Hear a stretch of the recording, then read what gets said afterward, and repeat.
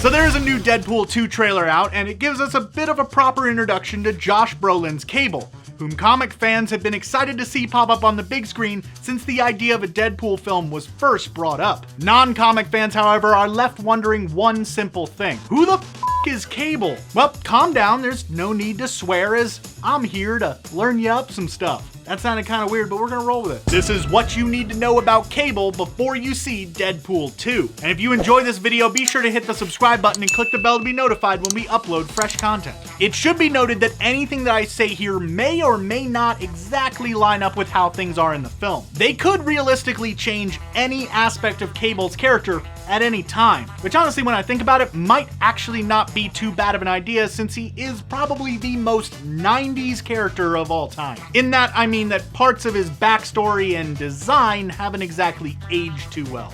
Yeah. Anyways, let's dive right in where all things start, with his birth. Cable was born Nathan Christopher Charles Summers, the biological son of Scott Summers, better known as Cyclops, and Madeline Pryor, a reoccurring X-Men villain and clone of Jean Grey. At a young age, Nathan was kidnapped and brought before Apocalypse, you know, the big blue guy from the last X-Men film, who infected him with a techno-organic virus that caused liquid metal to engulf large portions of his body, giving him his cybernetic-looking parts. And it nearly killed him until a woman from 2,000 years in the future arrived and told Cyclops that she could save him, but it would strand him in her time. And so Cyclops chose to save his son, and Nathan disappeared into time. In the future, Nathan was placed into the care of Mother Ascani, who was actually a time-displaced version of his half-sister, Rachel Summers. At one point, she feared that he would not survive his infection, so she had him cloned. Later on, the followers of Apocalypse attacked Mother Ascani and her clan, taking the clone,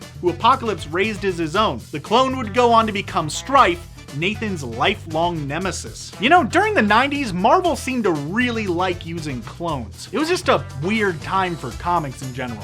Nathan would wind up battling Strife all his life, following him through time while foiling his plots. This eventually led him to the 20th century, where he finally took the name Cable and teamed up with Deadpool, with whom he would share many adventures and quickly become linked to in the minds of fans everywhere. Now, I could sit here all day and go on and on and on about his character's history and how he connects to this person or that person, but all you really need to know is that he was a badass who killed a lot of dudes and did a lot of time traveling, because, you know, 90s comics. Now, instead of doing all that, let's just jump to looking at his powers. Like his pseudo-mother, Jean Grey, Cable possessed Omega-level telepathic and telekinetic abilities, able to affect people's minds, emit psionic blasts, and even mask his presence from others, effectively turning invisible to them. However, he is rarely able to use his powers to their full potential, as he has to use a portion of his powers at all times to keep his techno-organic infection at bay so that it doesn't cause him great pain